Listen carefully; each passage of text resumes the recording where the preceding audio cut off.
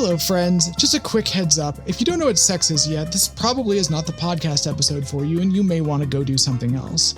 I'll tell you what, the show Wishbone never got a full DVD release. Maybe you can go write a letter to someone about that or something. Also, second content warning for some discussion of a lot of extremely French behavior, including some light sexual assault that's played for laughs, and several Rube Goldberg suicide machines. And lastly, there is some discussion about an attempted rape scene that is not played for laughs and probably shouldn't have been in the movie. So without any further ado, let's get started. Welcome to Art Should Be Illegal, a podcast about art and whether it holds any value to society. Will Delicatessen make it past the board of censors or be forever sealed in the archives of shame and depravity? Find out today. My name, as always, is Liv. I'm the person speaking right now, and my pronouns are it and she. I'm Elissa, and my pronouns are she and they. I'm Annie. My pronouns are she, her. Fantastic. And we've been watching Delicatessen, and what a movie. It is so much movie. Elissa, defend your choice. I'm gonna go. You don't have to defend your choice, but I will say that I have some. I have some notes. It's a wild fucking movie. If nothing else, it's consistently interesting throughout. This is the movie of all time. It is. I think it has a lot going on. Yeah, I do enjoy that. Like, things keep happening all of the time. It has almost everything except a third act that makes total sense and dialogue in any non-romance language, which is, above average for movies. Yeah. One thing to note before we begin talking about the movie proper, there are like two small things. One of them was that when you introduced this movie to us, you asked if it was okay that you brought on a foreign film, to which, of course, the reply is, what do you mean? Most films are foreign. I enjoyed that. Well, Glenn and Glenda wasn't foreign. It was made in America. Yeah, there you go. America, the world. America is never foreign. Yeah. Although I am a little worried about movies that aren't set in New York, since, like, why would you set a movie outside of the only city in the world? Yeah, when I see any city other than New York in a movie, I start to get scared. Like, how is New York doing? Is New York okay? I wonder what New York is up to right now. I'm thinking, watching this. I want to see my bestie New York. Yeah, whenever New York is not on the screen, everyone should ask themselves, where's New York? Well, if you really think about it, New York is the main character of this movie. Oh, fucking hate all characters should be forced to turn and face the direction of New York every 5 minutes and just, like, I don't know, sing Yankee Doodle Dandy. Yeah, and all Americans when saying the Pledge of Allegiance have to face the Twin Tower sites. No! It's the Freedom Tower is on that site now. Yeah, the call to a prayer brackets American. Freedom Tower. Oh my! It's so embarrassing. It's all so embarrassing. Wait. You two being American, are you gonna make me say the American Shahada? Yeah, say it right now. Yes. Do it, coward. No, I'm not gonna pledge allegiance to the flag and the republic for which it stands. Never. You've missed like so many lines. I don't care. I pledge allegiance to the flag of the don't United say States it. of America Don't. To the republic for which it stands. Anyway, so Delicatessen. Yeah. It's the most American movie ever made. Yes. The movie, it is interesting. The movie opens with this movie was restored in a way that's consistent with the director's wishes. This is like a new transfer of this movie that's fucking gorgeous. If you thought it was kind of yellow beautiful and green and sickly looking, you should have seen the original, which was only yellow and green and sickly looking. There's occasionally you'll see a splash of red in this one. I thought it was supposed to be yellow and green and sickly looking because of the gas. Yes. The gas? The gas. Okay, so there is a print of this movie that is way worse, and that's what people have been watching up until this point. Yeah, up until whenever, like the new one came out like a few years ago. I mean, Elissa, do you want to take us away? We open on this rundown building in this green mist, and this is Paris now. Yeah. We are in post-apocalyptic France, and everything is supremely fucked. It's post-apocalyptic France if it had happened in the 60s, though. Yeah, one of the funny things about this movie, there's no totally clear era that this takes place in. It's presumably like the 50s or something, but it feels like it could take place anywhere between like 1840 and like 1970. Worth noting, this movie was made in the 90s. Yes. Yeah, so we're between the end of history and the restart of history. Thank you. Yes. Yeah. Is this the butcher intro where we get really, really close to him? Not quite. Not quite. So there's a couple of things happen before that. First of all, I respect this movie infinitely. At 1 minute and 26 seconds, we get a title drop. I respect that. Yes. Yeah. Well, the name of the delicatessen is Delicatessen. Exactly. Which is very efficient screenwriting. Yes. I do want to say that the first person that we see in the movie is the sweatiest man alive. Like, he looks like someone just dumped a bucket of water over him, which in terms of filmmaking is almost certainly what happened. Yeah, he is sweaty and French. He's sweaty, French, and wearing a paper golem costume. It's impressive being the sweatiest guy in this movie because this is a sweaty fucking movie. This is a damp movie. This movie is constantly dripping. It's moist. It's meant to be gross, and it achieves gross, and I love that. Yeah. It does. And then we see the Oscar the Grouch looking motherfucker. Yes. This man in a paper golem costume, meaning he's covered in head to toe in paper, hides in a garbage can. We don't know why yet, but he's hiding in a garbage can, and he sticks his head up just a little bit. Looks exactly like Oscar the Grouch. Yeah, yes, he does. But it's worth noting, he hides in the garbage can because the totally functional post-apocalyptic sanitation workers union is still doing their duty. And they are so brave. Hey, the men and women of the sanitation union are truly braver than the troops. Yes. The men and women of this sanitation union, peace be upon them. Yeah, there are only 4 jobs in the post-apocalypse. One of them being postal delivery person, butcher, sanitation worker, and clown. Yeah. Yeah. Yeah. Those are the 4 kinds of thing it's possible to be. Those are the 4 most core jobs to society. Yeah. So he hides in the trash can, and then we think that he got away in the trash can, and then he like pops out, and the butcher is there, chopping him with a big old meat cleaver and just laughing, and then that like goes into... He is into maniacal. Oh yeah, it's a 10 out of 10 evil laugh. Yeah, so one of the things I respect about this movie is that while the idea of a cannibal butcher is not very original, this movie just gets it out of the way right away. Yeah. Like we see this man being served to customers in like a minute.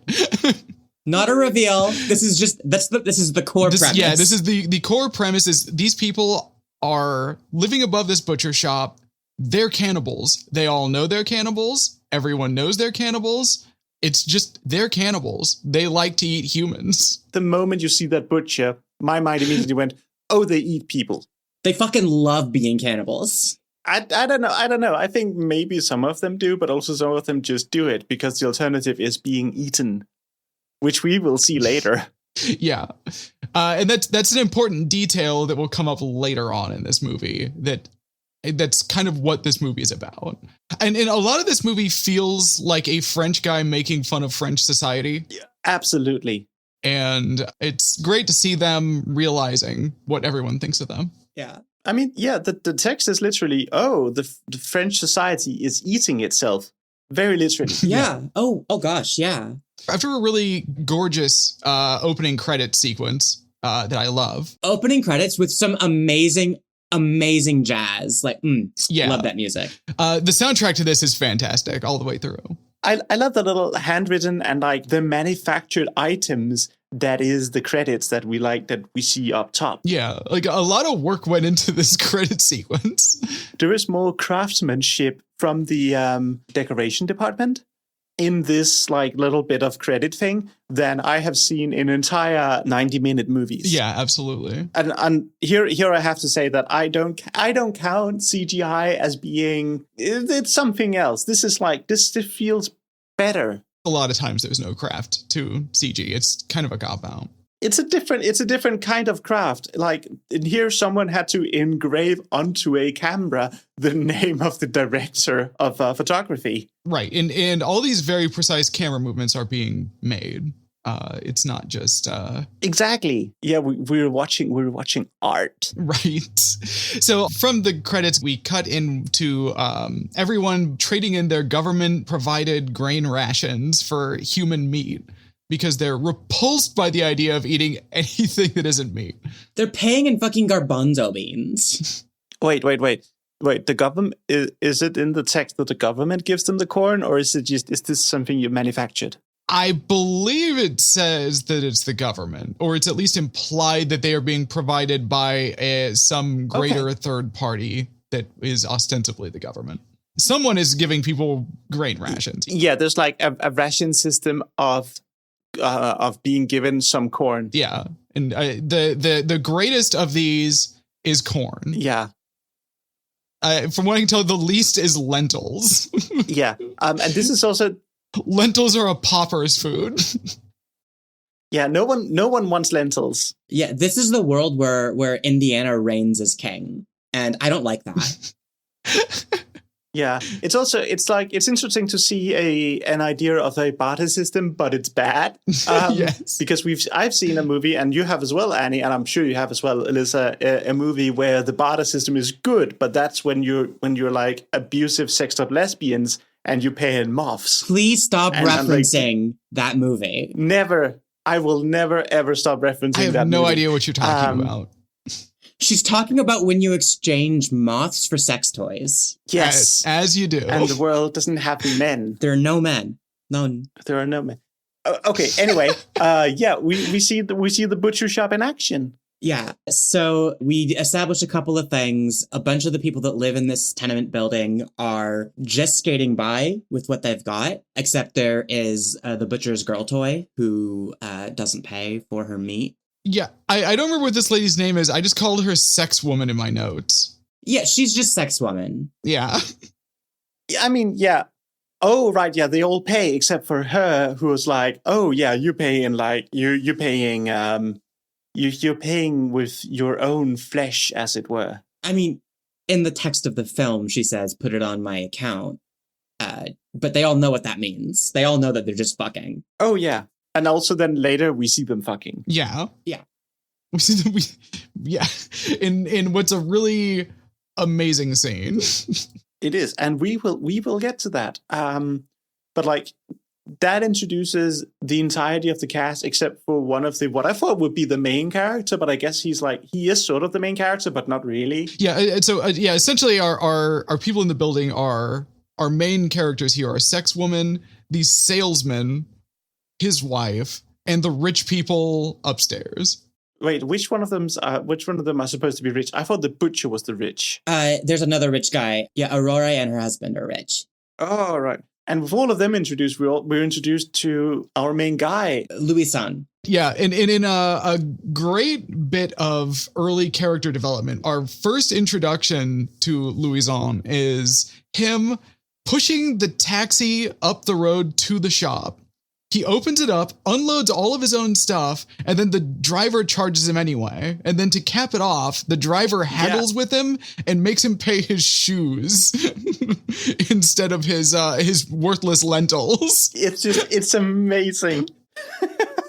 Yeah, you think you can push a cab full of all your earthly belongings and then pay me in lentils? You piece of shit. Give me your shoes. And it's doubly funny because every time we see him since then in his shoes, he's wearing his clown shoes because, of course, he is from a circus. Yeah, I have a note in here that you can tell he's a man of opulence because he has such long shoes. The worth of a man measured in his shoes. His shoes are much longer than his feet, so you know that he is a man of business. Although, when I first saw that hat, my mind didn't go to circus. I was like, Livingstone? What? what's going on here? Yeah, he's got like a marching band hat almost Yeah. that says Livingstone on it. It's never really a big plot point. It is treated as a twist, but there are many indicators throughout it of what this twist is going to be. And the twist is not important to the movie. No, nothing is really important to the movie. This movie's not important. This is a movie about a series of things that happen. Yeah. Yeah, and they're all kind of comical. I want to believe that the director watched Brazil and then went, I want to do that, but in France somehow, and then didn't quite pull it off. It feels very French Terry Gilliam. Oh yeah. The tagline of this film could have been "The stakes have never been lower." In fact, I think, and I might be misremembering, I think this movie screened in the United States as like presented by Terry Gilliam. Just as a way to get Terry Gilliam fans into the theater. That fits. I mean, that is a good call, because if you like Brazil, you would also possibly like this. Although I think if you also speak French, you wouldn't like it. No, but I have this feeling that when you're watching films in a language you don't understand, that gives them like a little extra. You're able to give them a little more leeway that you wouldn't to a film that you understand. I certainly experience this a lot with Danish films where I go, ooh. Well, Liv, you're not into anime, so you've never really been around weeaboos the same way that I have, because I do like anime. Correct. And weeaboos will make every excuse on the planet to say like, oh, the Japanese dub is so much better. It's like, bitch, you don't know what they're saying. You can't appreciate their acting. Yeah. You don't know. But also, I imagine that often I experience this, and then I go, oh no, this is awful. Yeah, 100%. Anyway, he's what's his name? The jester. Louison is there because of an ad? I mean, I guess he's no longer with the circus because, and I think this comes up later, it's insinuated that they maybe ate the monkey he worked with? Yes. Yeah. It's not revealed that it's a monkey. It's that he had a partner that he was in business with who was eaten. And it's not clear exactly what the circumstances were. So there's that mystery that not really part of the plot, but yeah, we're gonna get that as we go. He shows up at the Delicatessen / apartment building and talks to the butchers outside sweeping. It's a 5/1. Yeah, we love to see it. True. And he tells him he saw an ad in the paper and he's responding to it, and he wants to become the new maintenance guy at this building. And initially, there's some reluctance on the part of the butcher. Yeah. Well, it's because the butcher claims that there's never been an ad. He like, oh, I didn't put that ad in the paper. Yeah, first he gaslights him, and then he relents, and then immediately goes to sizing him up like he's a piece of meat. Like he goes like, I don't know if you can have this job. You're a little skinny. This requires a lot of muscle and also maybe some height, and like. Doesn't he? I think he gets out a measuring tape. Yeah, I mean the subtext is the subtext is you don't look delicious enough to be my handyman. Yeah, you look a little gamey. I'm gonna go with it's not subtext, it's just text. Yeah, fair enough. The way he's speaking and looking at this guy, going like, I don't know. I mean, a lot of mouths to feed in this building. Yeah. Do you think you can feed every single tenant in this building? And so we do get a note in here very early on. Louison is very clear. He does not eat meat. He is a vegetarian, which is probably wise in this world. Yeah. I mean, it's mystery meat all the way down. But also, yes. And it's also, this movie establishes a very distinct visual character early on. At this point, you know what this movie is going to look like. There's this sort of green filter on everything. For a French movie, it's really Dutch. Everything is shot at a Dutch angle. We're always kind of canted. They like to do this thing that you saw a lot in the 90s, which was just like take a wide angle lens and just jam it right up in the face of a dude so it distorts like crazy. and have him look weird and like that's your shot. What if we dressed up a guy to be extremely French and then we made him look weird? Yes. What if we made a French guy look weird? Why are you guys saying the same thing twice? Hey-oh. I will never respect a European. And you shouldn't. That is a cool and good choice. So he like walks into the building and all of the other tenants in the building are looking at this man and there's practically drool dripping down their faces. They're like, I'm going to eat that guy. We're going to fucking eat that guy. Right. Yeah, they hungry. Yeah, the trash can guy, maybe he wasn't that interesting to eat. Like, but this one was a clown. So like maybe it'll be a good meal. Also a vegetarian, so he won't taste gamey, I want to say. It's not gamey. Carnivores taste like pee. There you go. There we go. Yeah, you want to eat like lower down in the food chain. This is of course food advice. Yes. Avoid eating carnivores. Don't eat your cat. Yes. Don't eat tuna.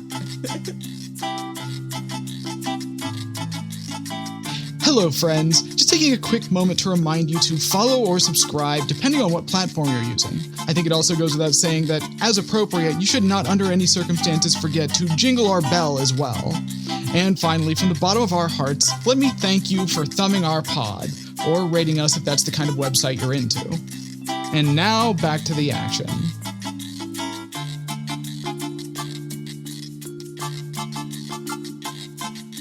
He's given his apartment and we're given this like weird little scene where we're establishing exactly what type of movie this is going to be. He goes into the bathroom, turns the knob on the right faucet. It activates the left faucet. It turns the left knob. It activates the right faucet. Everything is fucked in this building. This is one of the dumbest visual gags I've ever seen in a film, and I kind of love it. It's such like a slapstick comedy thing. But it's a setup that's never paid off, and that it bothers me a little because I think I saw something kind of similar in Brazil, which I'm gonna keep referencing Brazil here. It's appropriate. Where something similar happens, and then it's made a point of the plot, and like something interesting comes from it. And here it's just, isn't this building wacky and weird and like everything is a little crap? I mean, the dysfunctional water is a consistent thing throughout this. Yeah. It's just, that like things not really being connected in a way that makes sense. It is and isn't a part of this.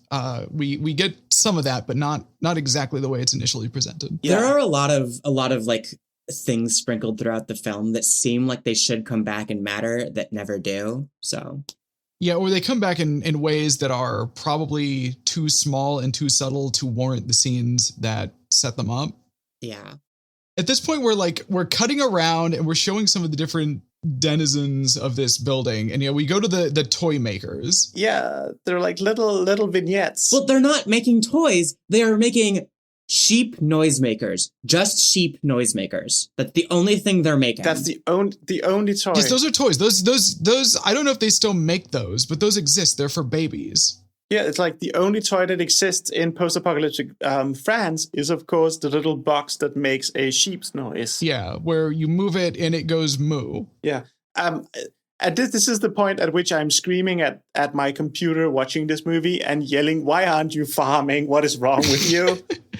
Well, we did have a quick scene where the butcher was talking to the taxi driver and telling him nothing is ever going to grow again. There will never be food again. There are no crops in this world. None. Yeah, but then so like the government rations are then coming out of stores. Yeah, and they say that. They say that they're going to run out of seeds soon. Yeah, like there is no, like this world is fucked. Yeah, this is it. Like we are just seeing these people are kind of running out the clock. Yeah. Oh God. Yeah. That's so sad. Yes. Also, that's what I mean when I say the stakes have never been lower. Yeah. It's like this shit doesn't matter. These people are all dead in a couple weeks anyway. So the two toy makers are in here and they're making their little moo things. There's a very quick detail here that comes up later on, which is that there is the come over guy and then there's his buddy. Yeah, Robert. And his buddy. We all love Robert. Yes. His buddy is making comments, kind of mocking him because his girlfriend is hearing voices. And this is going to be an important detail that is going to come up repeatedly in this movie. Yeah, he's kind of an ableist piece of shit. He's not a good person. He is. Although there are two good people in this movie. So I mean, Robert's okay. He doesn't do anything expressly evil. He just does cannibalism. He consents to the cannibalism. So yeah. And they also remark on, I kind of like working with glue. It reminds me of fish. Yeah. There's a lot of things in this movie that I kind of just said, well, okay then. Yep. This was one of them. Yeah, and so we're cutting around here, and we're getting a good sense of the geography as we see the different characters. And we in this scene with the toy makers, we see water coming in through the ceiling, and later on, the source of this becomes apparent. Right now, it's just a weird detail that like the ceiling is dripping, but they're on one of the lower floors. Why is that happening?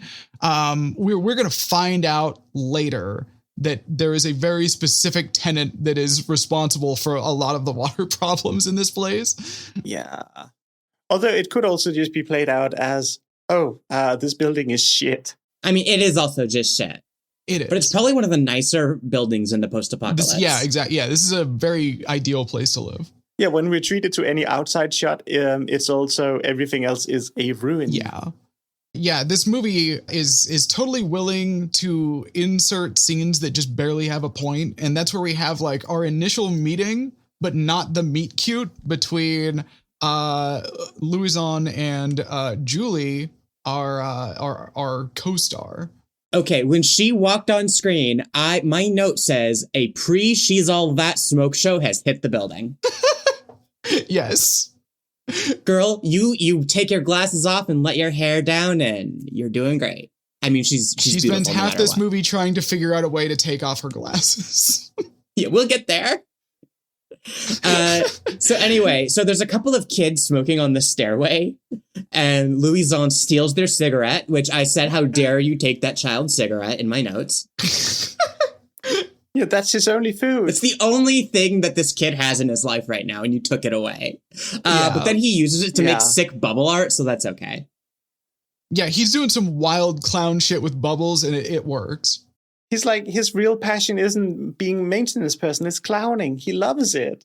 It's really cute. So I did not clock that he was a clown in this part. I didn't clock it until the next little segment where he's painting. And he does this thing where he takes his belt off and straps himself to the stairwell to like paint the ceiling above the stairwell, like over the space. Yeah. And there's just something about his movements. I'm like, that man's a French clown. I know a fucking French clown when I see one. I have seen enough Cirque du Soleil. I've seen enough Cirque du Soleil to know what a French clown looks like. He's just kind of bouncing back and forth and like fully extending and retracting his body in a very silly way. This is a Buster Keaton-ass man. Yes. Yeah, he's got a lot of Buster Keaton, and he's got like the perfect physiognomy for this role. He's got like the weirdest lips and the perfect face to forehead ratio. He was sculpted from the finest man jelly to play exactly this character at exactly this time, and I love it. I think you'll find that if we measure this man's skull, that he was meant to be a clown from birth. Yes. Similar to all French people, really. I mean, he does look a little goofy. Yes.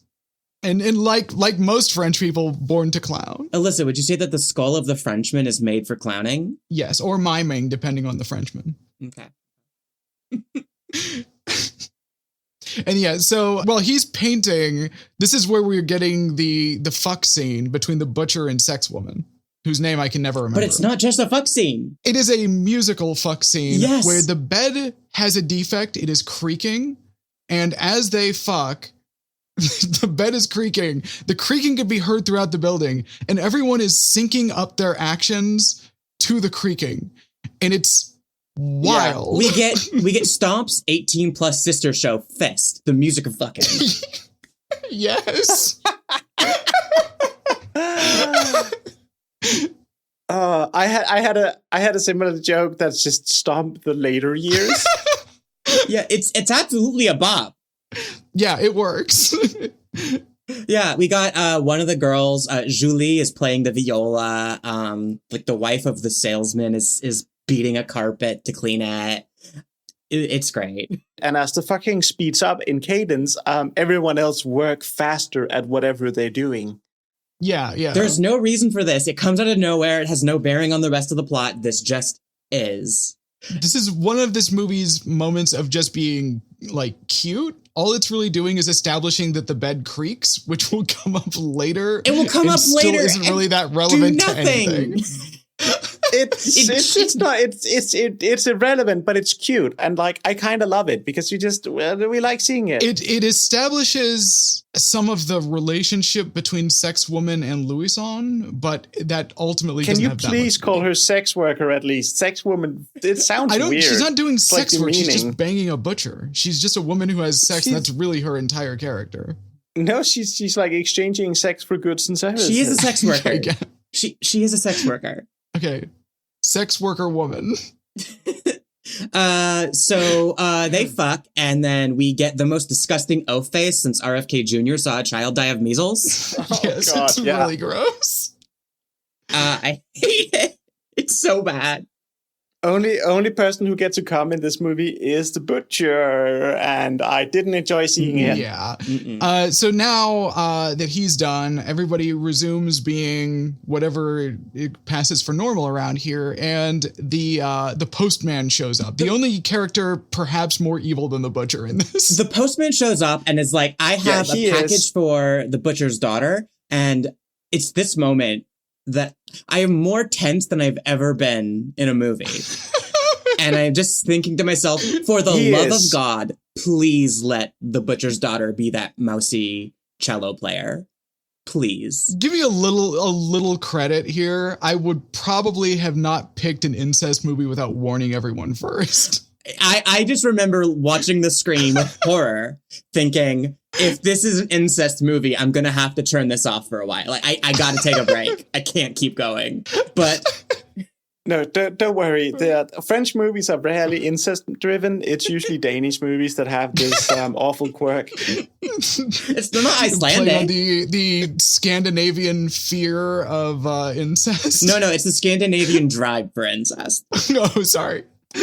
Yeah, there is some apparently some. No, we will get to that in due time. Anyway, so yes, it turns out that Julie stick around for a future episode. Yeah, Julie is the butcher's daughter, but in the meantime, everyone is going fucking feral over this postman. Yes. First of all, it's in the harsh future of the post-apocalypse. The post office is a thin line between civilization and chaos.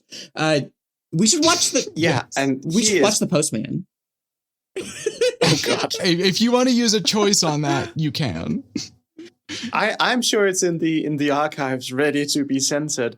But also, like, the postman is just fascist coded, all the way dialed, all the way up to 11. Yeah, my note here is every meet cute should have a man waving a gun around and citing the law. Yeah. So he drops the package, and like everyone is trying to grab it. Because I think they think it's food. Well, they know it's food. It is food. But they're all like just trying to take it. And he pulls out a gun and is like, I will fucking kill all of you children if you don't give me back. In the initial scene where the taxi comes up, they mention a broken step. And he biffs it on this broken step, which will come up a few times in this movie. And as soon as he hits the ground, he spills the package. And every single person within a mile just starts piling on this thing. Yeah, that revolver, it's an Enfield number 2. It's a pretty service revolver. Interesting choice for France. Oh no, these things are everywhere. Okay. Yeah, but it is interesting to see, like, the most fascist person on the world, and also he's packing heat in order to protect the post. It's the only civil service left. Yeah.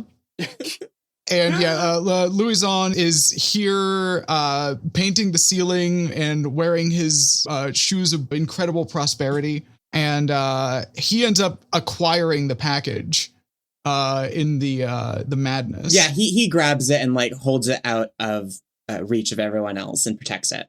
He's a good guy. Yeah. He's a nice man. Yep. Julie comes down the stairs and he turns it over to the postman, who then turns it over to Julie.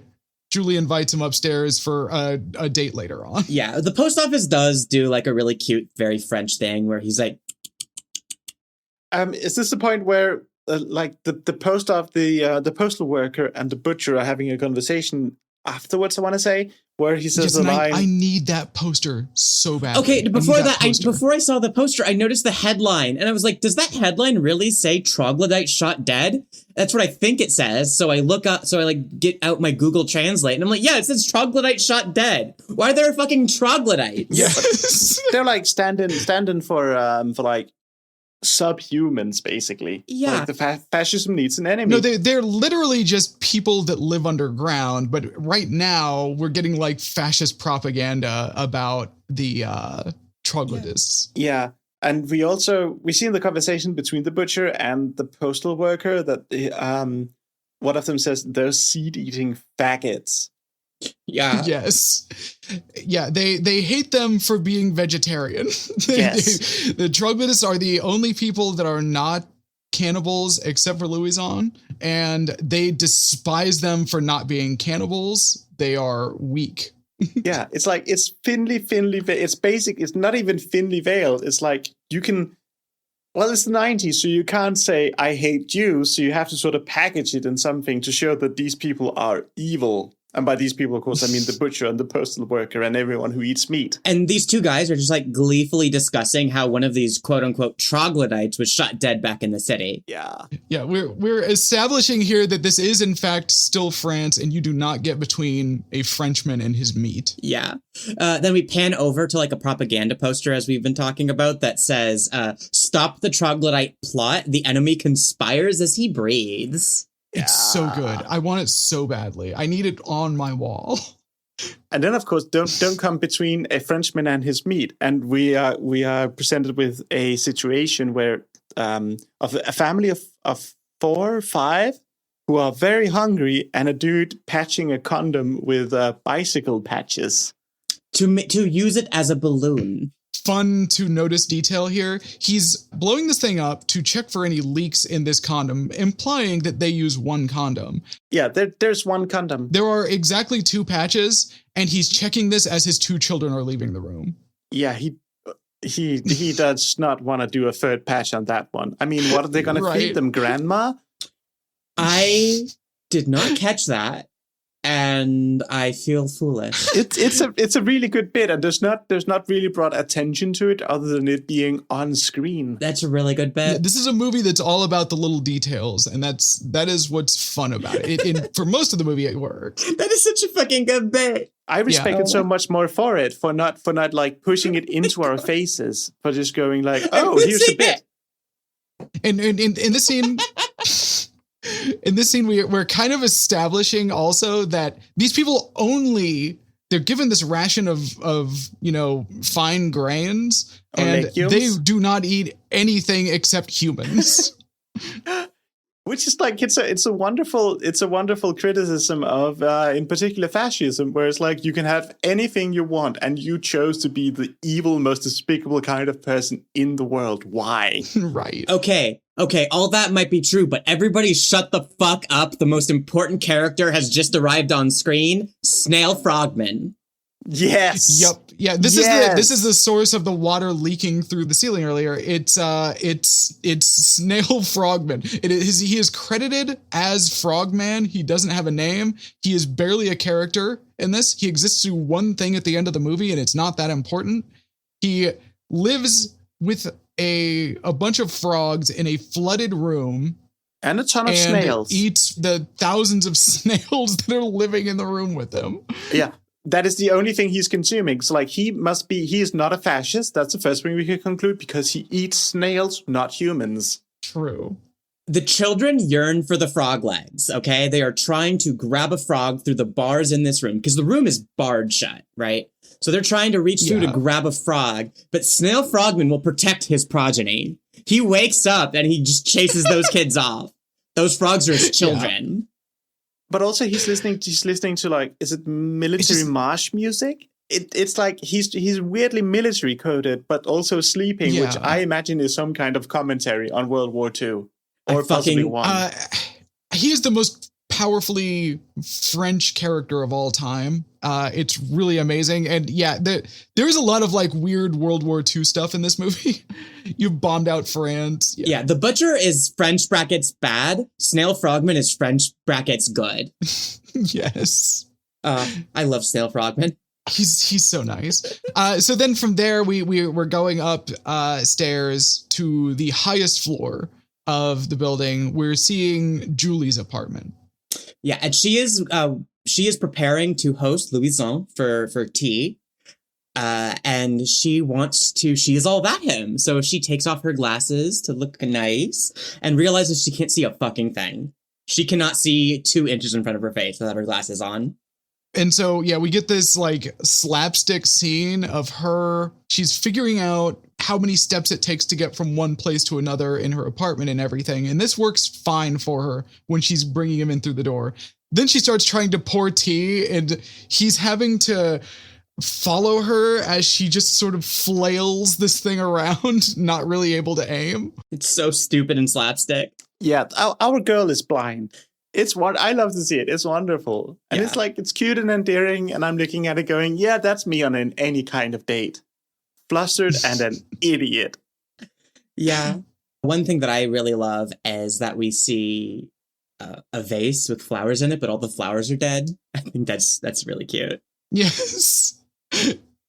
Yeah, because nothing ever grows here. Everything's just dead or dying in the French Empire. Ooh, maybe some politics is going on here. No, you think. there are no politics in this movie. Don't you start. So, yeah, they have their charming little date.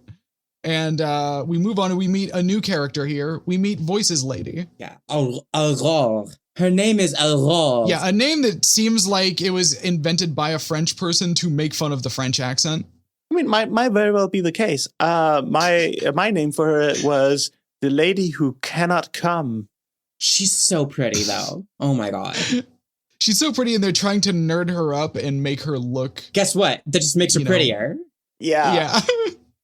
She talks briefly with Robert. Robert has a big crush on her, but she's married to a really rich guy that doesn't have any kind of personality whatsoever. And who isn't a character in this movie. Yes. Just kind of shows up in the background of a couple scenes. But she tells him, like, oh, I've been hearing voices and they've been talking about you. And he's like, what are they saying about me? She says, Robert is a pervert, an asswipe, and a panty eater. Fucking yes. owned. Oh my God.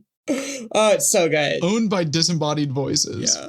And this is a total like non sequitur of a scene because yeah, we now cut back up to the date and the date is resuming as normal. Yeah, we cut directly back to the date where we find out that blowing on a woman's eye is the single most sexual thing that a man can do. Yeah, she will instantly fall in love with you if you just blow on her eye a little bit after she bonks her head. You have to trick her into bonking her head first. That's the key. I don't know. Or just have like someone who's a little bit of a clutch and just get her to take her off her glasses because she's embarrassed about wearing glasses. Okay, so she knocks over the vase and breaks it and it shatters everywhere, okay? And they don't really draw attention to it, but while they're having a conversation, she just pulls out a second vase from nowhere and replaces it. She says she's very clumsy, so she gets 2 of everything. It's so good. It's such a good It just bit. goes and whips out a second identical vase to replace it. So fucking good. And then Louison is like, oh, you play the cello, you know, seeing her cello. It's like, I play the saw. Yes, he's a sawsman. Yeah, because I'm a little goblin. I'm a clown. So of course I play a comical instrument. I fucking hate this Cirque du Soleil bullshit. The contrarian's theremin. I hate. Yeah, just play a theremin. It sounds just like a theremin. Just play a theremin like a normal human. Just play the banjo. Play a ukulele if you want to be cute. Yeah, there's a million different instruments that are all kind of comical and weird and just why a saw? But no, he plays a musical saw. I will say this. He makes that saw fucking sing, though. Like, this man is a pro on the saw. Yeah, he does, but it doesn't change the fact that the sound that a saw makes is obnoxious. It doesn't matter It's how terrible. well you it do only it. really works here because he's pairing it with the cello. Yeah. Which is a good sounding instrument. Yeah, but that just means That just means you could go, oh, it's really nice to hear a song on a cello, but really what I want to hear is just a cello. Right. Yeah. Anyway, this is a very cute day. They have a moment together and she's like, oh, Louison, you have to know they eat people. They're going to eat you. But then the camera pans over. It turns out he's fallen asleep. She accidentally gave him sleepy time tea that put him right to sleep. Oh, right, he did. I was so unkind in my notes because I said, oh, yeah, a woman tries to explain the danger of a situation and a man ignores her. No, she drugged his still ass. Works. Yeah. Then we cut from there up to Butcher and Sex Worker Woman, where Sex Worker Woman is spitting bars, okay? She tells him, we're entering the Virgo age. That's my sign. Fuck yes, queen. Get it? And then the Butcher makes fun of her for saying this. And she says, not everyone's sign is gorilla, ascendant bulldozer. Fucking got him. Oh my fucking destroyed his entire ass. Yeah. His progeny shall die from this burn. Poor Julie. This is what happens when you shave your entire ass. You just get it slapped. We get into our act transition here at like 35 minutes. Yes, this is the end of the first act. Yeah, and we get this totally silent scene where Julie drags Louison back down to his room, puts him in bed, and is kind of looking around his room and realizes, like, here's this poster of him on the wall, dressed up as a clown. Here is this monkey that he was doing stuff with. I think she actually doesn't totally put it together here that he was a clown doing an act with a chimp. I don't know how the fuck she couldn't figure it out. I think Julie's a little slow, but we love her anyway. Yeah, she's wearing glasses. She's a nerd about the cello, but she's not a smart kind of nerd. Right. And she goes back upstairs to her room and then drops the key for Louison's apartment back down to him. She locks her inside his own apartment so that he won't, get eaten. This is going to be important later. This is an important plot point that I don't want to just skim past. They're waiting for him to go wandering around the building at night so that they can kill him and eat him. Yeah, like they're not going to break into his apartment. They're polite cannibals. Yeah, they're all starving all this time because they need to kill a man so they can eat. And he refuses to go wandering around at night for some reason. Oh, they explain it later. There's actually it's really blink and you miss it kind of moment. I love it. But anyway, she has a key chute that goes directly from her room to his room for some reason and she locks him in and then drops the key. And it goes down to his apartment. Pipes are like a weird motif in this movie. People are constantly communicating via pipes. Water moves through pipes. People are, passing each other things. Yeah. They're eavesdropping on each other with pipes. A lot of the action goes through like this incomprehensible network of pipes. I think it's a symbol for a vagina. Is that because you think everything is a symbol for a vagina? Yeah. Specifically, it's water-carrying pipes, which, of course, is a contrast to the movie this is lifted off of, Brazil, where it's pipes with air, HVAC, pneumatic pipes of this nature. True. I hate that movie. I hate Brazil. I hate you. It's a great movie. Yeah, listen, I love Brazil. You're both allowed to have terrible taste. That's fine. We can move past it. You like anime. Yeah. And? Moving on. Like a beautiful woman gone wrong. I fucking love it. After a quick nightmare sequence of Julie freaking out in her sleep over the fact that Louison is about to get eaten, we get the greatest scene in film history, the bed scene.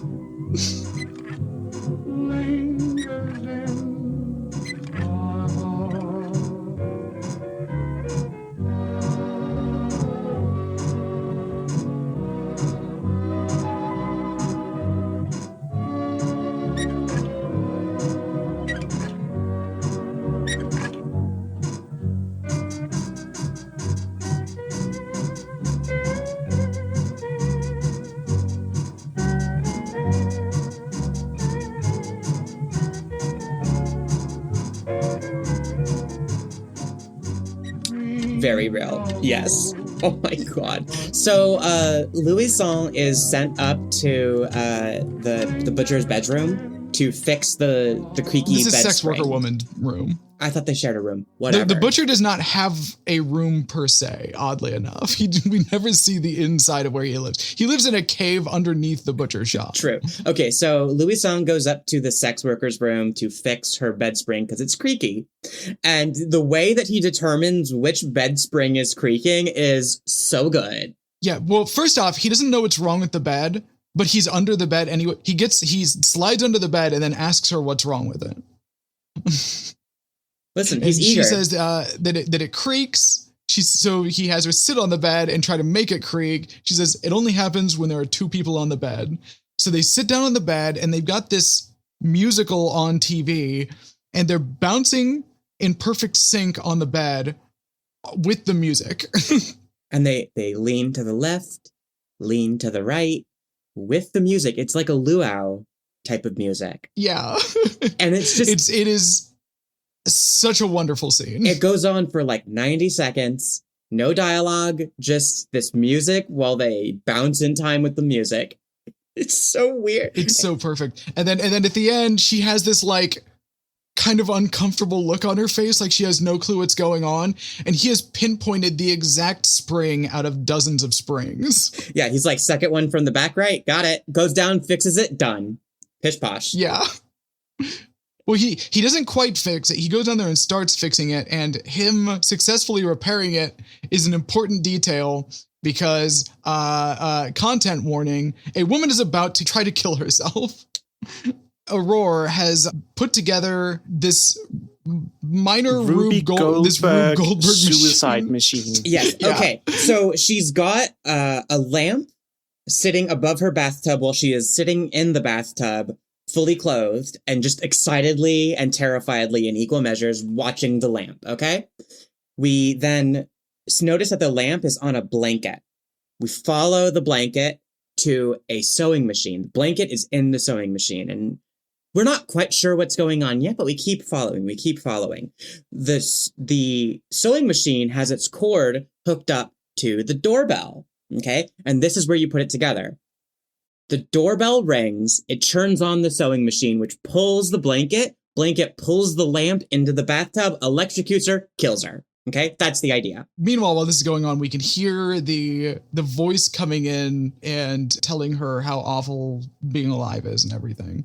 And so that's our first introduction, I think, to the voices. There is, of course, one minor problem here, that a lamp does not draw enough juice to kill a human sitting in a bathtub. But that's neither here nor there. Yeah, I wasn't going to get into that. I just let me turn into Annie for just a moment here and point out not enough juice. You're gonna pop the breaker every time. Yeah, I mean, I've been shocked by an outlet many times. It's not that bad. Now, to be fair, modern electrical systems in houses have surge protectors that stop exactly this thing from happening.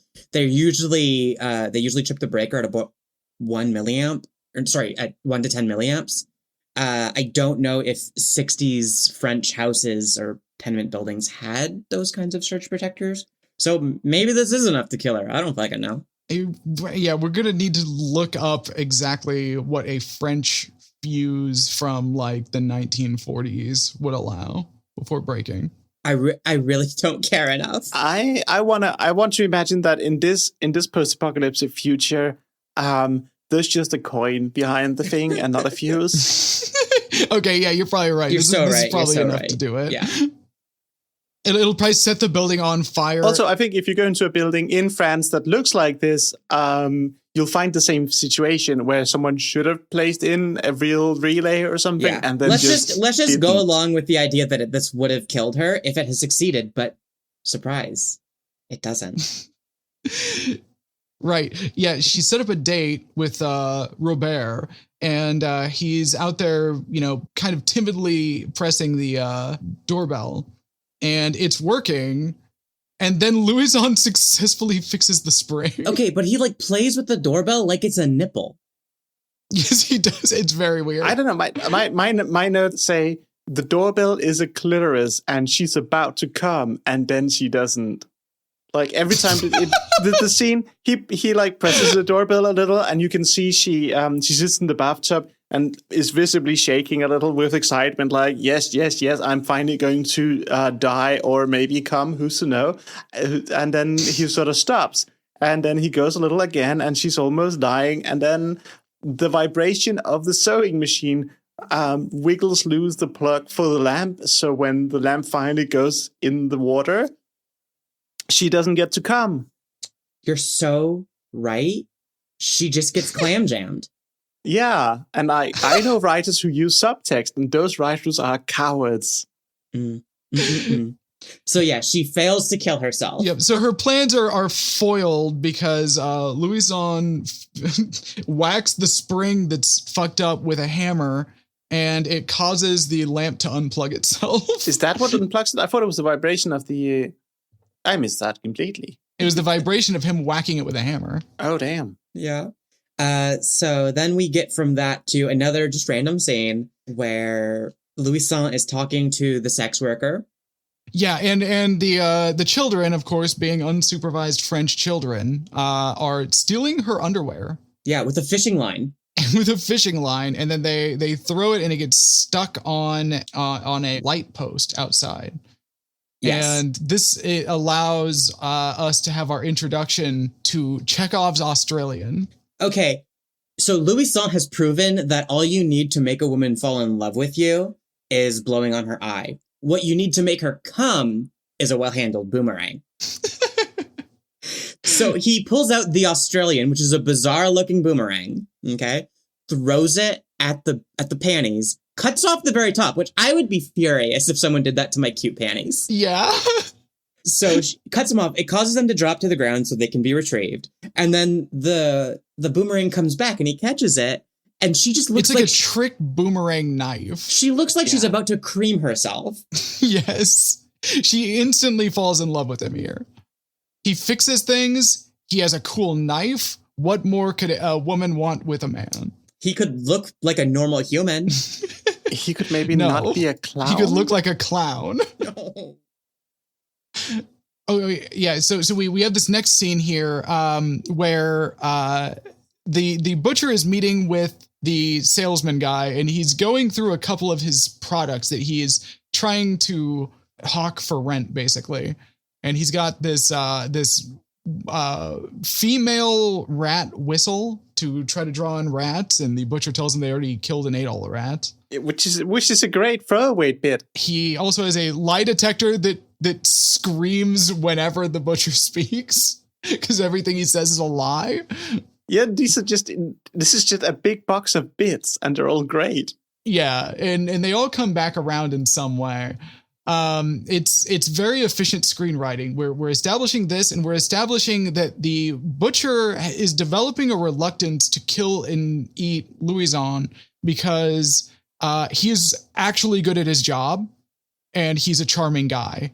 And it's the first time that anyone has ever encountered such a person in this world. It turns out that in the post-apocalypse, what we really need is a friend. Aw. That's all anybody really needs. Or, some food, because they're all really hungry.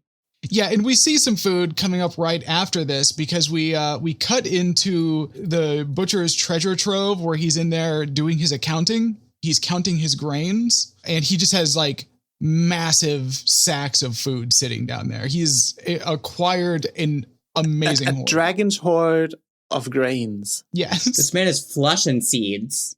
Yes. He is awash with the grains. Yeah. Julie comes in to basically beg him not to kill Louison because she's got a crush on him. He tells her, oh, you say this with every guy that comes in. You'd never want them to be eaten. And sounds reasonable to me. But she says, it's different with Louison. I really like him. And then he gives her the loudest backhand slap on the planet. Yeah, it sounds so violent. I'm surprised she has a face left. But yeah, so this establishes Butcher as not just a murderer, but a child beater. So even worse. Yeah, he's a violent, ugly man. Yeah, he's the worst of all possible worlds.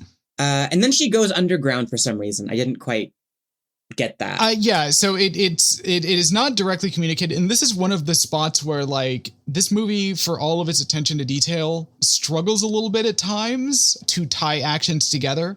So it's revealed, is going down there to hire the troglodytes to break into the building and abduct Louison to save him from the butcher. Yeah, but how did she know where to find them? Well, that's the thing. There's a scene missing here, right? Like there's a scene a little bit before this that's missing from the movie where someone needs to communicate to her, hey, the troglodytes, they live underground and they're like this weird paramilitary. And, you know, sometimes people go to them and ask for things and they want grain in exchange. And she, you know, goes, oh, okay, well, maybe that's a good idea. The idea is never communicated to her. We never see her planning for this. She just decides to go through a manhole. And that's how we progress things. Yes. And it's not communicated what she's doing until like a couple scenes later. Like, yeah, she goes down there and they confront her, but first we have a really weird scene. Okay, well, yeah, while she is underground, we are also seeing the salesman about to live every husband's dream and eat his own mother-in-law. Yeah, he kicks her only yarn ball that she constantly recycles out and down the stairs in the middle of the night.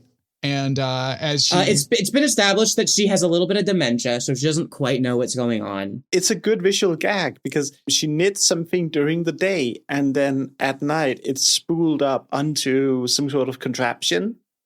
And that's just how she lives. That's how she spends her entire time. I mean, I've done similar. You've seen me do similar. Yeah, but I haven't seen it done to you. True. So yeah, he kicks the ball down the stairs and she predictably goes after it and is confronted by the butcher, who is trying to get her to scream so everyone will know that there will be food tomorrow. And she won't scream until she looks up and sees a spider and screams. It's a very weird scene. And then we see someone like walking down the stairs. We're supposed to think that it's Louison because he's a nice guy, I guess, that would come down and help. Yeah. We see a guy come down and then he screams and we don't see what happens next. We cut into the sewers where we see Julie meet the troglodytes, and they are just a weird bunch of dudes. They all wear garbage sacks. Well, they live in the sewers. Everything's very wet. Yeah, they wear garbage sacks and like weird homemade mining helmets. Yes. Yeah, they're dressed up as if someone watched perhaps a different movie where something similar happens, but with HVAC guys. Yeah, and they're down here like LARPing the World War II French resistance, and they have kind of that thing going on. They're resisting meat eaters. The resisting meat eaters. They all have names. This isn't important, by the way. They all have nicknames, and they also have sacks of grains. They ambush her and drop a fucking roll call, and it is a wild, wild event. There are so many names. There are like 20 of these dudes. They've rehearsed this perfectly. My notes here are just, these guys are weirdos. Wait a second, is this a class dynamic story? Weird. A movie about a landlord that eats people. Is there perhaps a class dynamic at play? Couldn't be. Yeah, and they really, really hate people who are quote unquote wait, no, I have the line here. Seed-eating faggots, which also same. They're established as being an underclass of people, like of undesirables who are literally living underground and eating different and weird foods to the people who live above ground. It does make you think. They're eating food that is seen as inferior. Exactly. Yeah.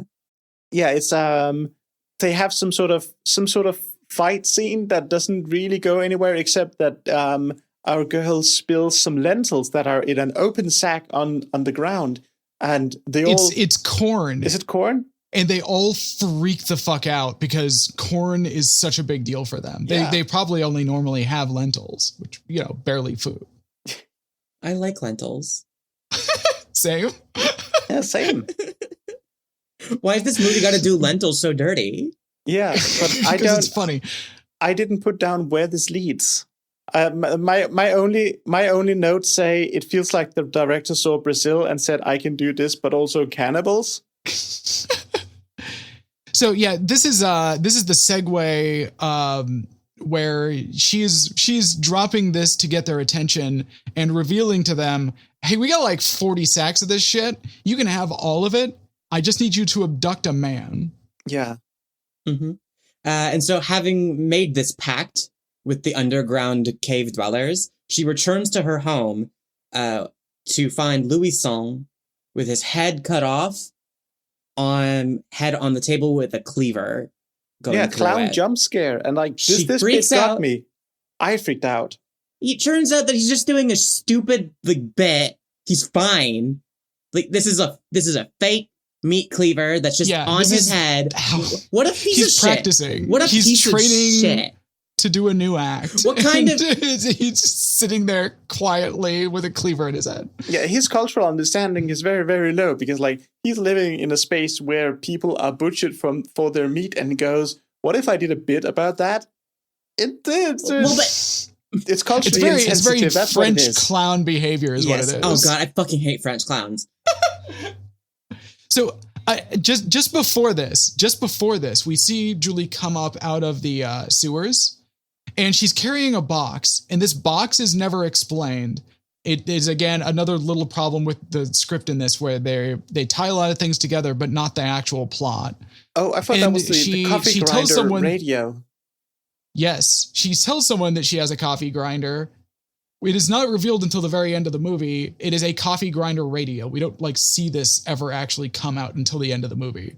We never see them give it to her. None of this. She just has it, and we see it at the end of the movie. Yeah. So when she's talking to Louison, relieved that he's not dead and doing okay, this is where it turns out that she's been protecting him this whole time. She's been giving him sleepy time tea every night to make him sleep through the night so that he doesn't go wandering around.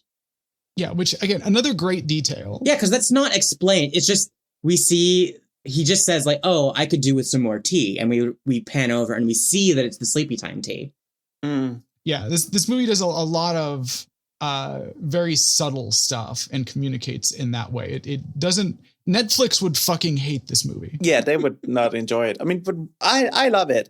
It's one of the pinnacles of show don't tell, and sometimes it doesn't quite hit the mark. But I would rather have this than a person telling me we seeing panning over to the tea, and then a person going, "Yes, I am almost out of the tea. That makes me really sleepy." The tea that prevents me from wandering the halls at night. It's the tea that defends you from cannibalism. Yes, the anti-cannibalism tea.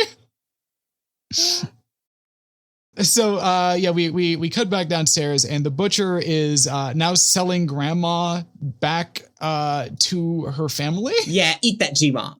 And they're crying as they take parts of her meat back to their apartment. Yeah, and then we also go up to the toy maker's shop, and we see that Robert's leg has also been removed because he's the one that came down.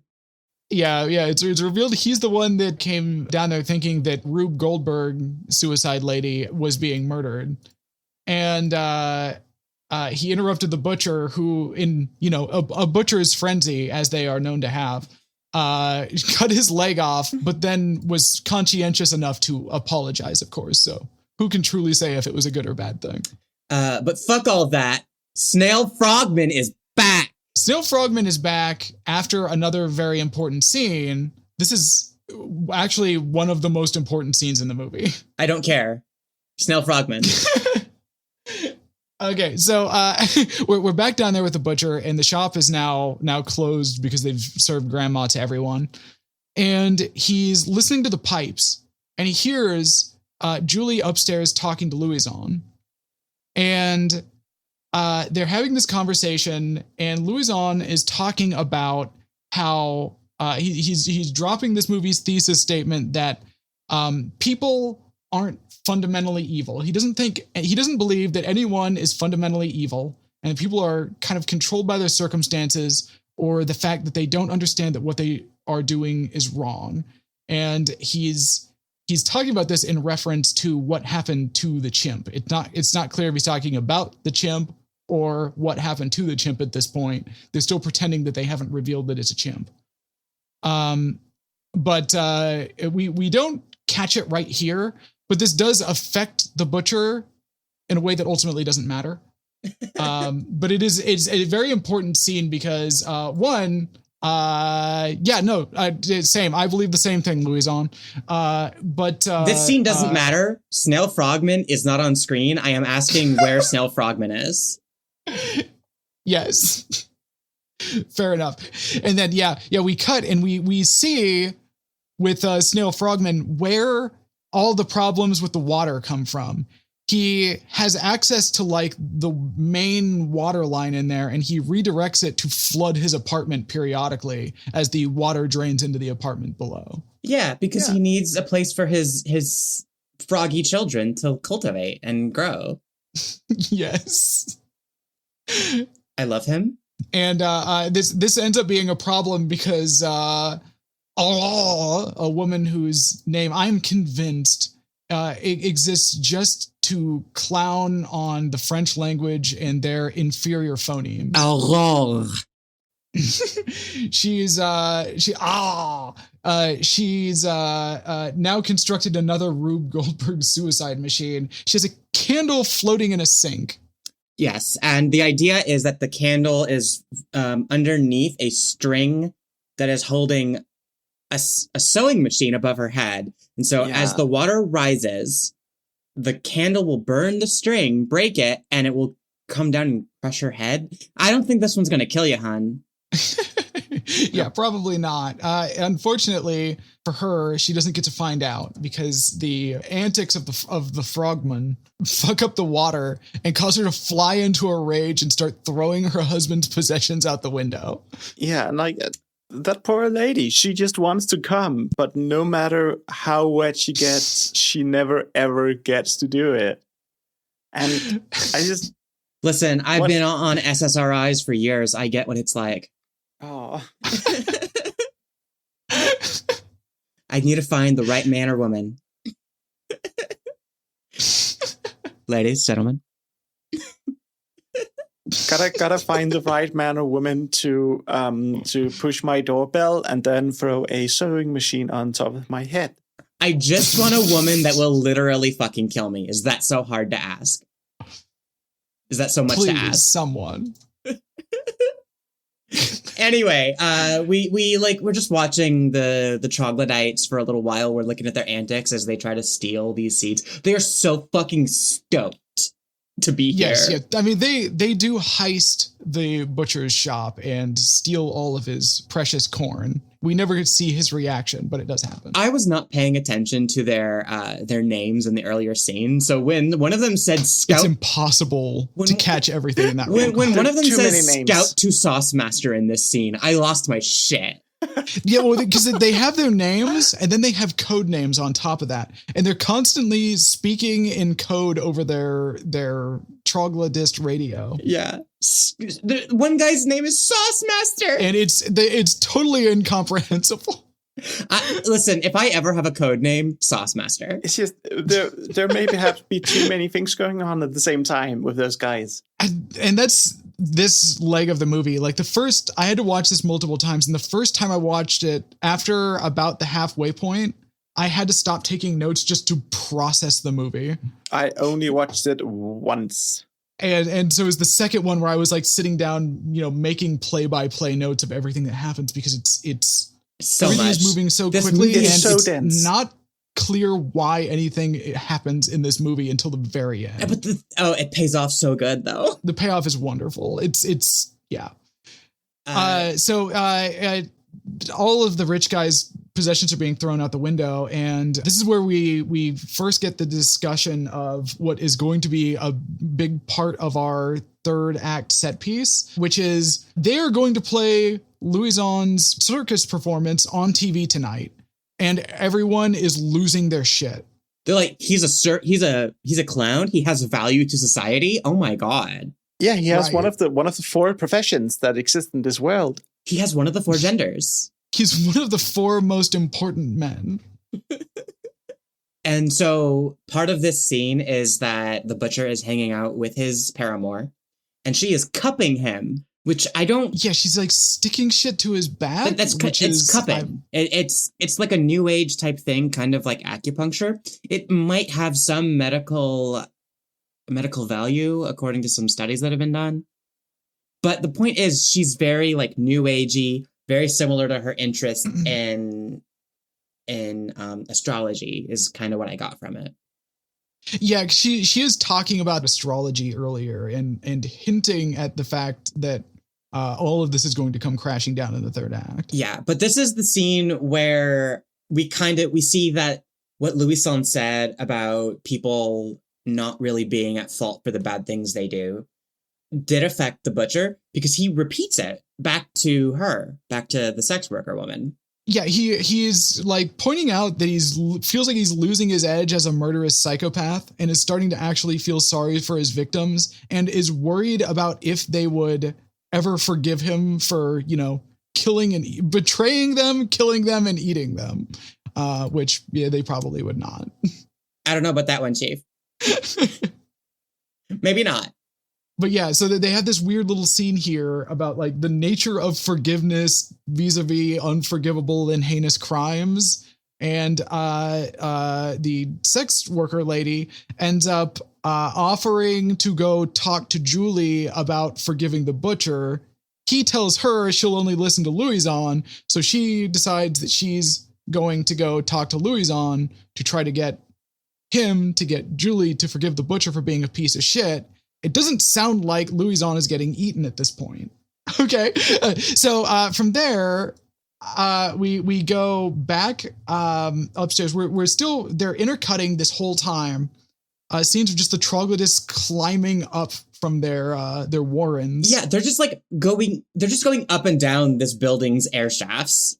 Yes. And they're occasionally popping out and like scaring a tenant. Yeah, well, like they scare Aurore at one point. Aurore!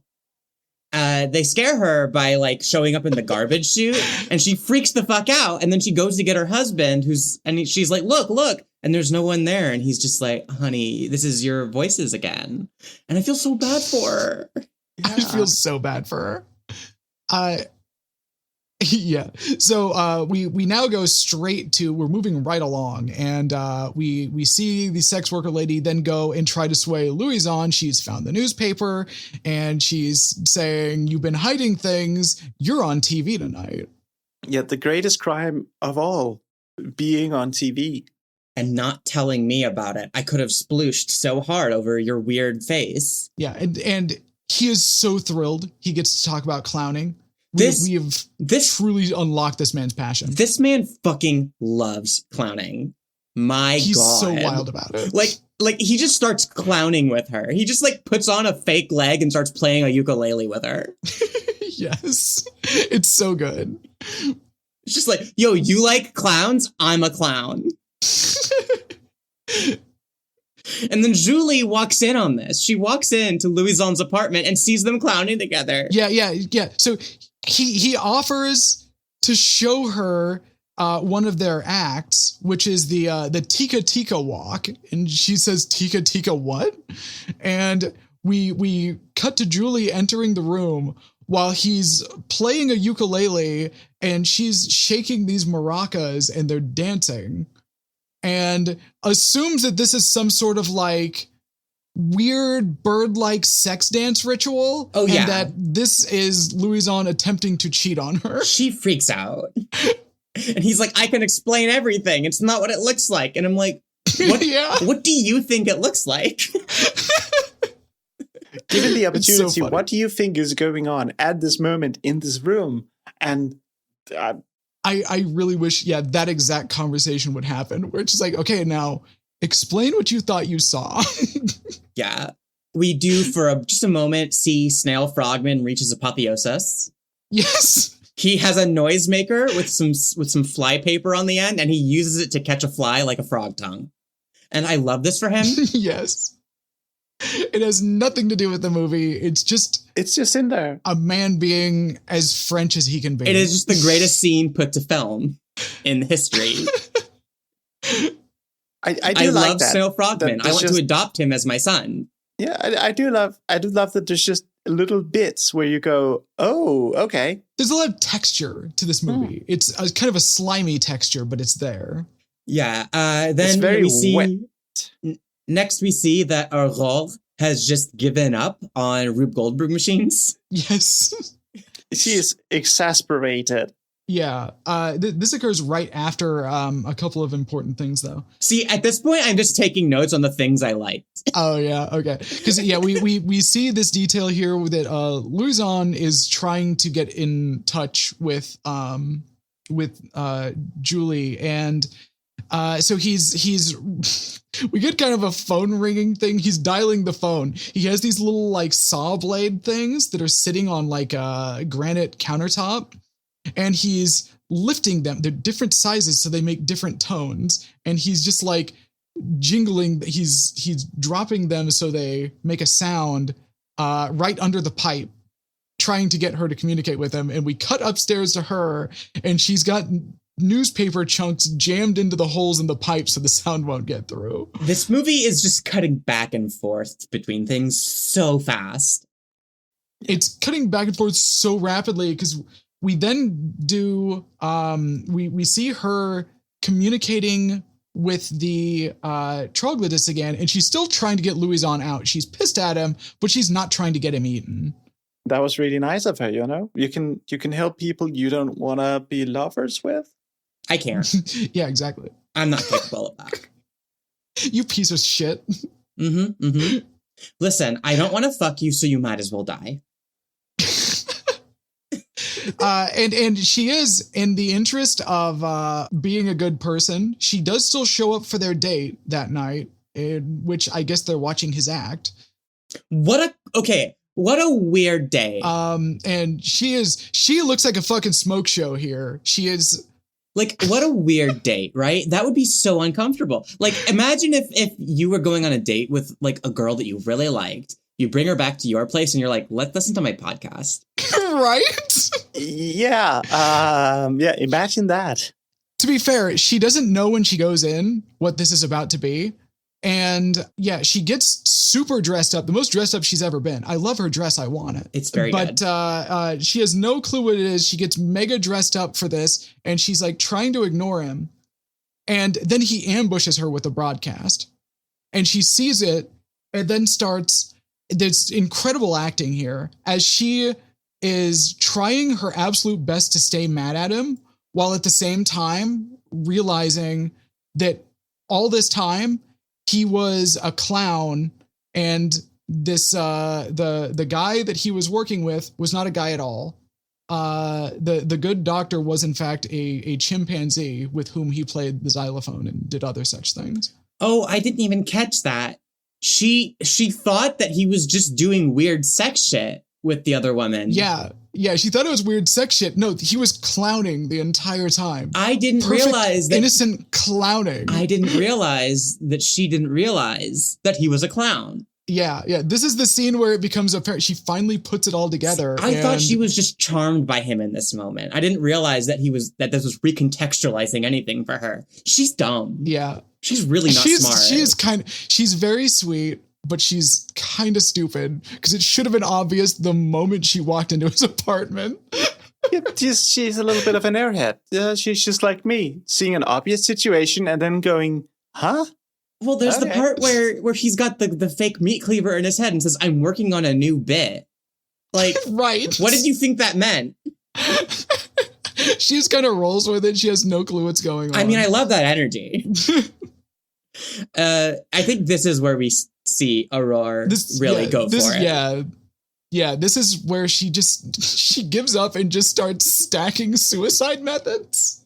There are so many things going on. She's got a shotgun attached to a door. She's turned the gas on in the stove. She has she has pills. She's got a giant bottle of pills that she's holding on to. She's just going for it. She's got her neck in a noose. Yeah, her neck's in a noose. Yeah. Like, she's just like, I will fucking die. This is happening. And then for a second, we see the butcher go up to the roof to start like shaking the antenna to cockblock his daughter. Yeah, and it's never established why exactly he's doing it, but because he doesn't want his daughter to fuck. Yeah, he doesn't want Right. his daughter to date someone who podcasts, and the best way to cockblock a podcaster is to make sure their message does not get out. The most pro-love thing you can do is listen to this podcast, folks. Yeah. yes, this is true. If you want to be a true anti-fascist and pro-lover, listen to Art Should Be Illegal.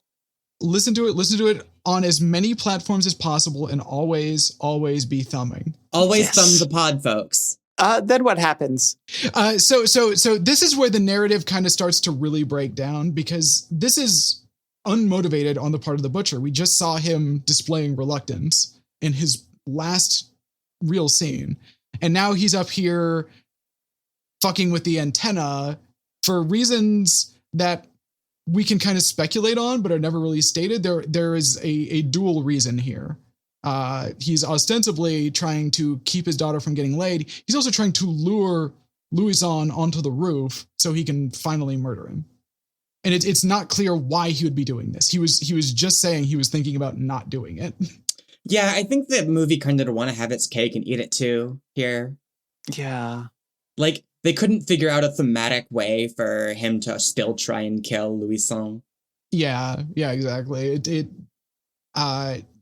just humanized him and now they're dehumanizing him again. This is It's where so you weird. need two different antagonists to fulfill two different roles. This script needed another pass. Yeah. This is where, I mean, ideally, you probably bring in the postman to make things. You give him some kind of leverage earlier in the script over the butcher, and you have him show up and say, "It is time to pay the fiddler. You need to kill this bitch, or I'm going to shoot you and eat you." Yeah. We get a gorgeous shot of the sex worker lady looking out the window. And I don't know how she does it, but she looks out the window and sees him out there fucking with the antenna. And it is the most gorgeous little reflection shot. And then they immediately cross the axis in the next shot. I don't know what that means. It's very strange. What is crossing the axis? In the last episode, we talked a little bit, not the 2 episodes ago, we talked about. Yeah, but when you start talking about filmmaking, I just shut off. There's a lot. You never want to show two sides of a character's face, basically. It's more complicated than that, but essentially you want to stick to showing, if you show the left side of a person's face, you always show the left side. It gets complicated in this situation because you were seeing her reflected, but yeah, you don't want to flip from showing a character on one side to showing a character on the other side without a transition, because it's disorienting to the viewer. And this is complicated because of the reflection. However, it is disorienting. So it should have been done a little bit differently. It also doesn't make any sense that she can see on top of the building. She's like looking down, and she's on like the 3rd floor. None of that matters. She's wearing a red robe with white dots on it that is really cute. Oh yeah. Yeah, definitely. It's good. Yeah. So none of that matters. And as always, her hair is immaculate. As always. Yeah. As always. Then we find out that, our characters find out that the tenement building is being invaded by mole men, and so they start reacting to that. Yeah, and this happens as Louison is going up to the roof, and he is, as Julie calls out to him, "Oh shit, don't do that. He's going to kill you." The butcher, just grinning from ear to ear, attacks Louison. And we get like a very extended scuffle between these two. It's a At little, the same time, the salesman is on his way out there. It is a very long, poorly choreographed fight, but there are some good bets. There are some good bets. My favorite bet from the fight is when the butcher has the antenna and is using it to like strangle Louison by pushing it into his neck. And as that's going on, one of the other characters watching the broadcast is like, "Oh, that's perfect. Leave it right there." Yes. It's the salesman's wife who thinks that the salesman is up there adjusting the antenna, and she's just like, "Move it a little bit to the right." Yeah. But other than that, the fight's kind of boring. Yeah, it's below the standard of this movie. It feels like it's the first time that these guys are directing a movie this big and they have no idea how to choreograph a fight scene, which, hey, you know what? I don't know how to choreograph a fight scene either, so. Yeah, but what we do see is that Aurora is in her apartment, getting ready for this. She needs someone to open the door to turn on the shotgun. She sees the doorknob being opened and she's like, ooh, here it comes. She downs all the pills. She's like, yes, it's going to happen. It's going to happen. I can't remember what goes wrong though. So the husband is opening the door and the door kind of gets stuck. Like the string that she has for the gun gets like caught. And so the gun misses and the chair falls. And she knocks the oven shut and throws up all of the pills. Yeah, the gun. And the glass of water puts out the Molotov. Yeah. Oh yeah, I forgot about the Molotov. She just lights a Molotov and leaves it on the ground. She just lights a Molotov and just leaves it on the floor. Hun, that's not going to do anything. Also, just imagine that would be a terrible way to go. Oh yeah. Yeah. A note on the previous about the director. This movie has two directors, none of whom it's not their first movie. And one of the directors are Marc, Caro, who is not seasoned at this point, but he's directed a bunch of shorts and some TV. And then they were very experienced, in like shorts. So I think this is the first feature they did. Yeah, and then Jean-Pierre Jeunet, who will go on to direct Amélie. And fucking Alien Resurrection. So like, wait, wasn't Charles Dance also in Alien Resurrection? No, he was in Alien 3. He was a prisonman. A prisonman. Yeah, Resurrection is 4. Yeah, Resurrection is 4, and it's not a very good movie. Listen, the only Alien movie I've seen is Prometheus. I'm so sorry. It was good. I liked it. This is not a good introduction to that series. I liked it. Either way, my point was more they're not rookies. They're rookies at making something this long. If you're used to doing TV and like short form stuff, it's different when you're moving to making a movie that's an hour and 40 minutes. Oh, long. Absolutely. And I guess one of them went on to have an amazing career, and Marc Caro was also here. Yes. And then both of them show up in this movie as troglodytes. Oh, okay. Yes, of course. Okay. Well, anyway, every suicide that Aurora is trying to do fails. She makes one minor error when failing this one. The oven does not get shut off. Yes. So her husband flips on a light switch. This causes a spark. There's a lot of gas in the room. Apartment blows up. They both die. Just before this, we get the reveal of where the voices she was hearing all this time were coming from. Yeah, it was Robert's friend, quote unquote friend. Yeah, it was the other toy man. He's sitting on the john next to a pipe and just talking into it. And Robert comes into the room and sees him there and attacks and presumably kills him. I don't think we see him again in this movie. Yeah, I don't understand. Is he just doing this to fuck with them? Yeah, he's just being a dick because he knows that Robert wants to fuck this lady, and so he's just tormenting her because he's evil. But also, clearly. I mean, he does have not a motive that's shown, but if she kills herself, that's more meat. That's true. That is true. I do love meat. And in here also, the troglodytes successfully rug someone. And it is the sex worker lady. Yep. They're trying to capture Louison in his own rug so they can haul him away, and they get the wrong person and don't realize it until they get into the sewer. Yeah. That scene is quite something because, and I've written down here, they capture a stunning woman and then immediately misgender her. Yeah. Yeah, there's like this very French discussion about, hang on now, which gender should we be using? Yeah. Well, because they know that they were supposed to be getting a man. And they see her and they're like, well, you don't know that that's not a man. And I'm like, I'm just saying this conversation doesn't occur if they're speaking a more civilized language.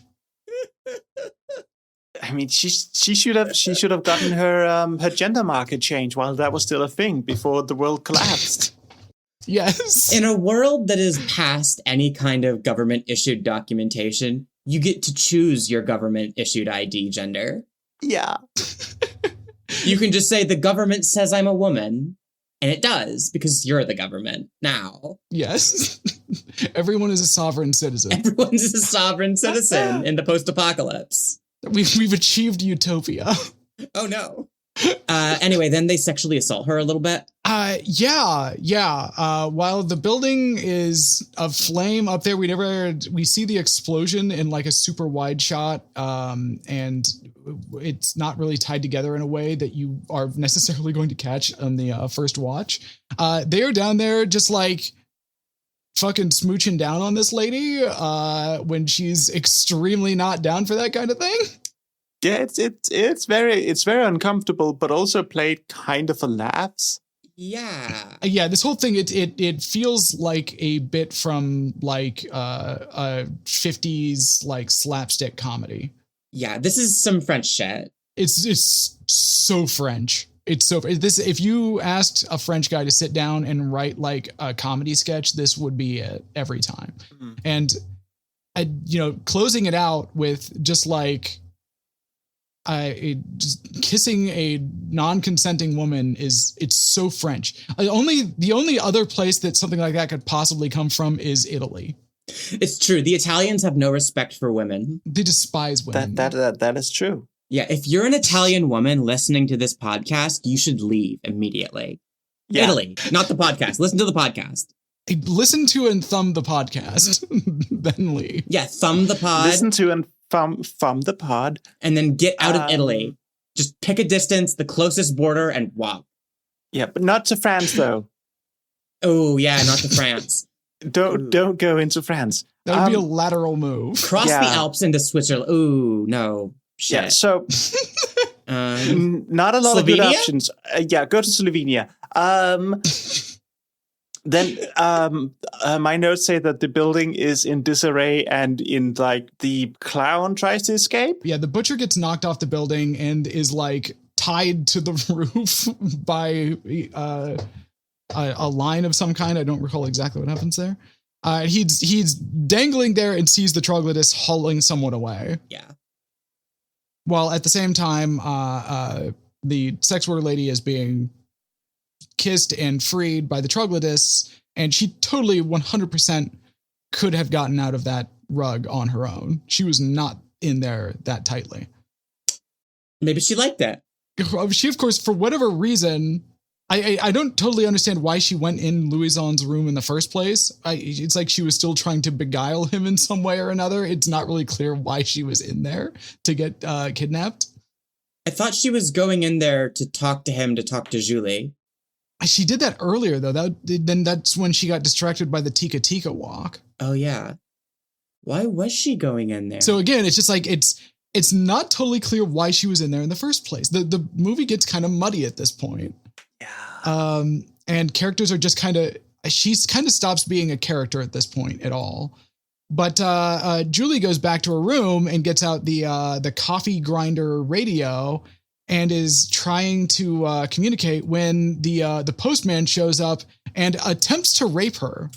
Yeah, that's cool. Yeah, very, very cool. And Louison comes in and saves her, and they escape, and they're just on the fucking run now. He saves her with the Australian. Yes, he does. Yeah, boomerang returns, as they always do. Yes, as they do.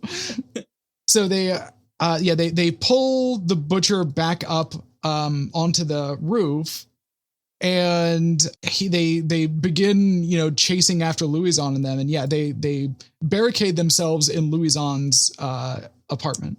Yeah, and then they run into his bathroom and they lock the door in there. So there's a couple of locked doors between them and everyone else, the front door and the bathroom door. And at this point, Louison has like a fucking 6-head brain move. Yes. Like, it's an incredible plan, and it's so like you have no fucking clue what's going on. Yeah. He just starts taking off like a comically large number of layers. Yeah, and Julie's like, "Oh, are we gonna fuck?" Because he hasn't explained the plan. This is some plan to like fuck and then immediately get killed. Yeah, but She's like, into it. She's super down. She's totally into it. It is. Yeah, I'm not super thrilled with the with like the positioning of this. Right after the rape scene, we go into, oh yeah, now let's have sex. Yeah, I've always hated that in every piece of fiction that does it. And they keep doing it, and I don't know why. I don't know why men think that women get turned on by a failed rape. I think in this case, they just weren't thinking of the proximity of those two scenes together. Yeah, to be fair, in this case, it's more of like, we're about to die, let's fuck. They're thinking like Louison is being heroic. We're both about to die. It's the last couple seconds before the plane crashes. Let's fucking get porkin'. Although you absolutely don't have to hand it to this film. No, I don't hand this to the movie.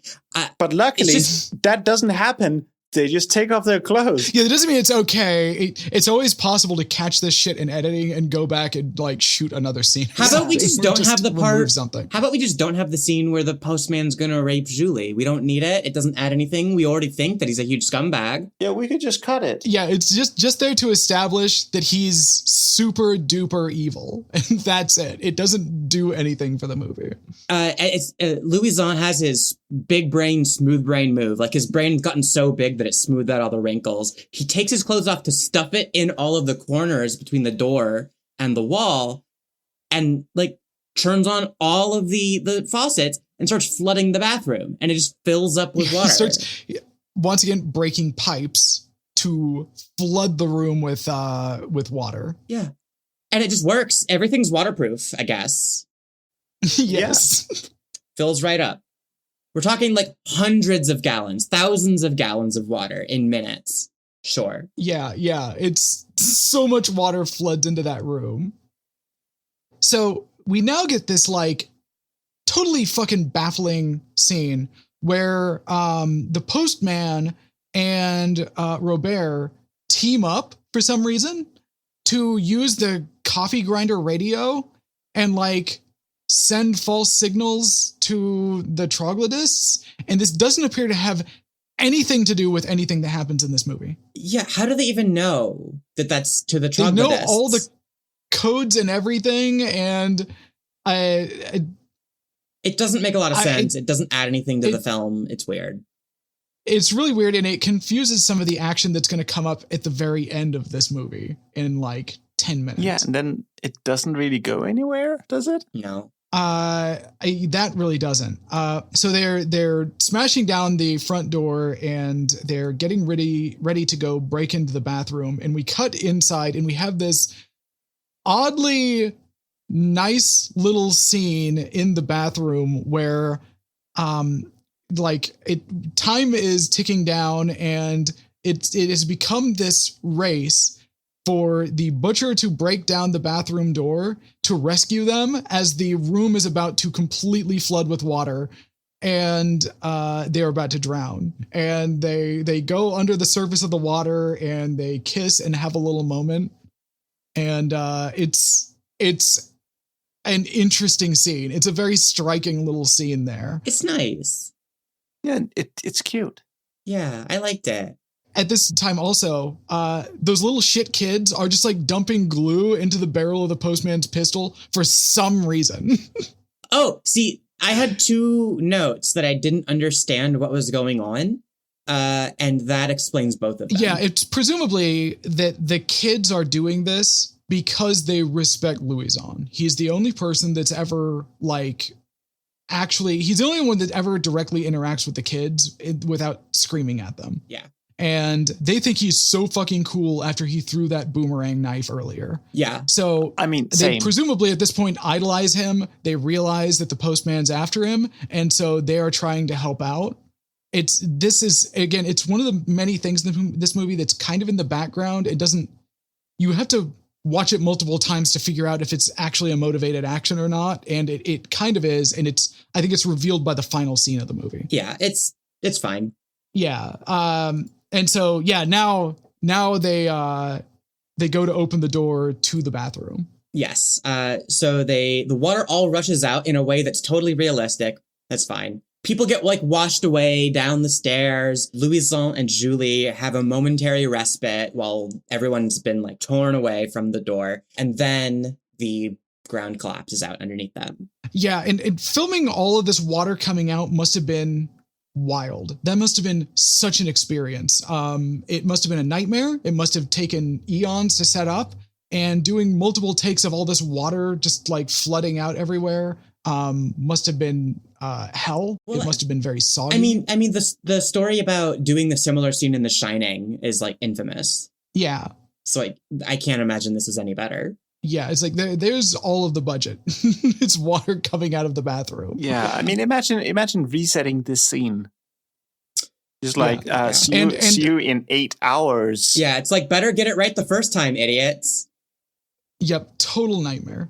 And so the apartment that they collapse into, it's the structurally weakened apartment that exploded. Presumably, the water rushing, out, put out the fire. Yeah, hopefully. Yeah. And then my next note is about Snail Frogman. Yeah, he shows up and he does his one thing. He has this triumphant moment.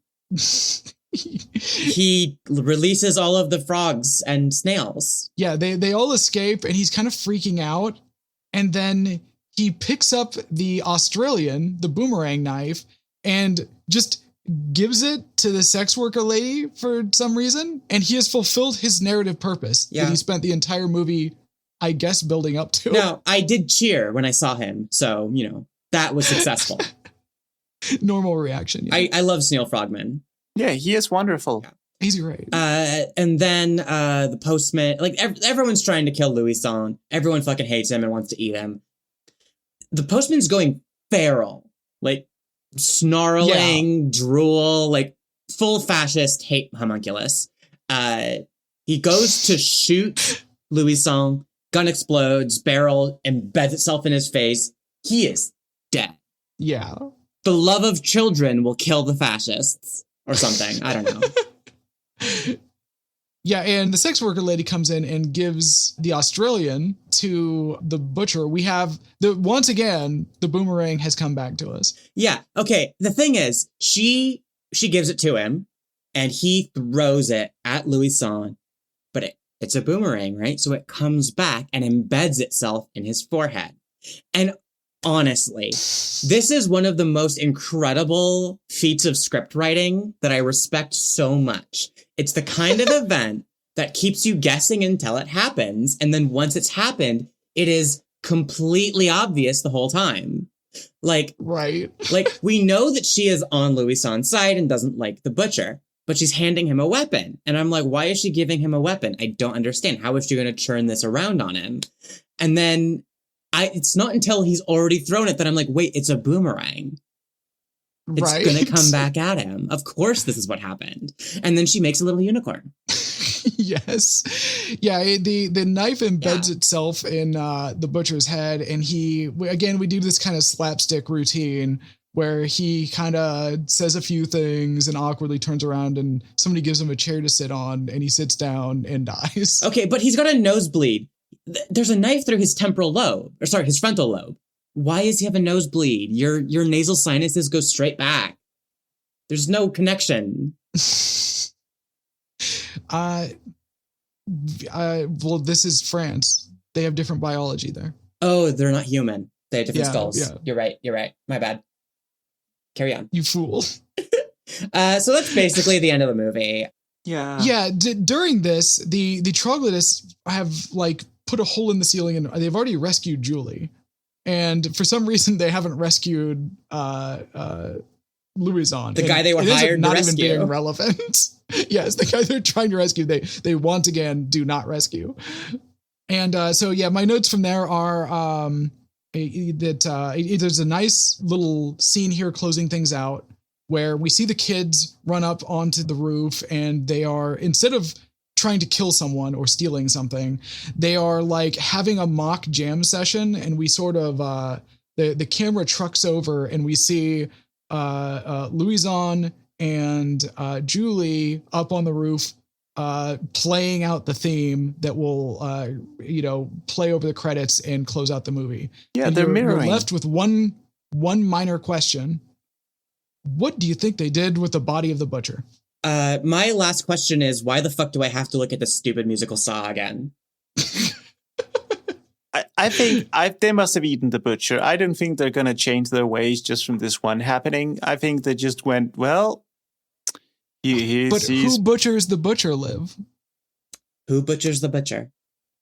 Well, that is a question I often ask myself, much like I ask myself, who censors the censor? Which sort of leads us really, really ham-fistedly into what are our thoughts on this movie?